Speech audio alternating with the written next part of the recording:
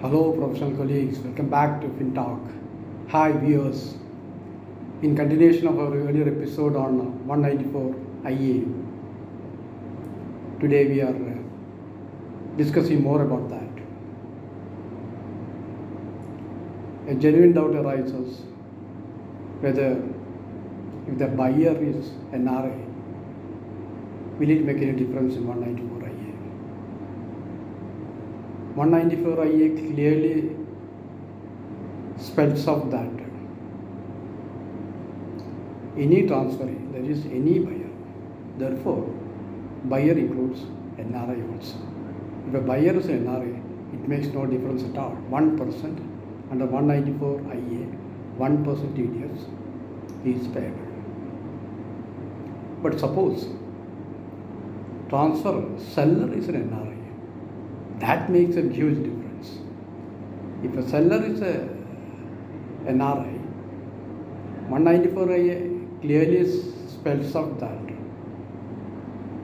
the transfer, resident transfer, word used is resident transfer. Therefore, 194 IA will not apply to NRI sellers. So 195 will apply for such transactions. That we will take in another episode, of course. But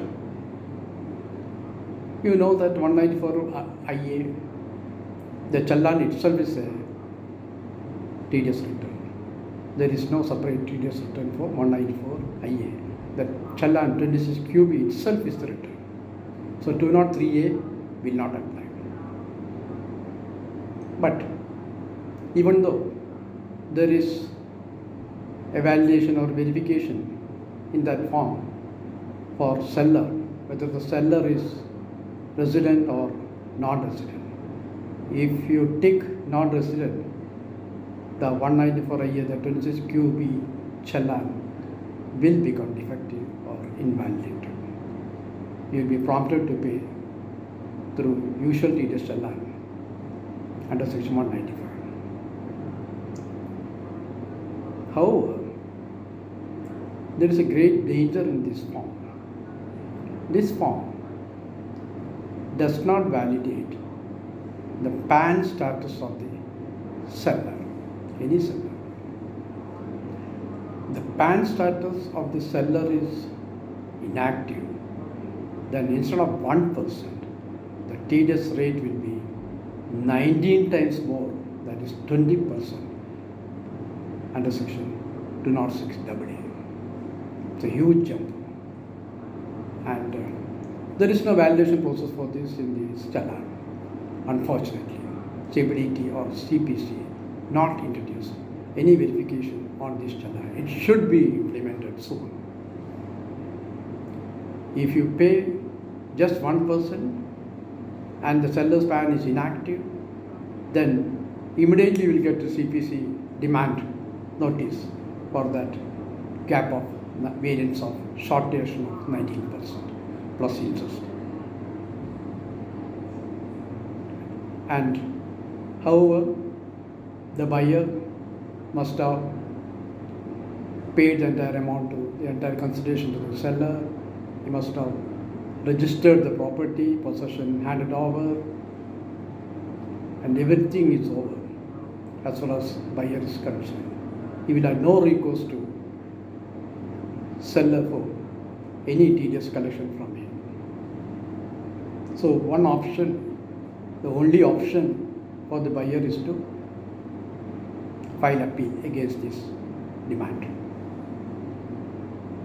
And what are the grounds we can have for this? We can say that 26 QB itself is a TDS return, and CBDT or CPC has not introduced any validation process for PAN status of seller, unfortunately. This we can raise as a ground for our appeal. Another defense is that we can say that we have paid entire consideration to the seller, we have transferred the property to the seller. We have registered the property in the name of seller.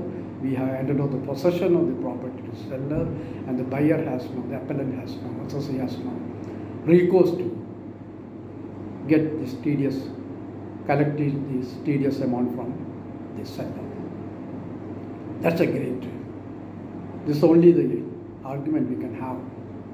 And last year there was a circular 6/24 whereby this PAN activation, the deadline is extended to May 31st, 24, whereby if PAN status is activated before this 31st May, that will have a retrospective effect of 2 months, that is 31st March 24. However, now for PAN activation, it will take about 1 month. Then only the buyer has to make the challan payment of 1%, not before that. In such cases, he may have to postpone the registration formalities and pay with 1% only. That's the only option for the buyer. That's all. That's all, Your Honor. That's all, your viewers. With this, I conclude this talk on this episode on 194 IA. Thank you, viewers. Of course, there is a disclaimer that it's only for education purpose, not for any other purpose.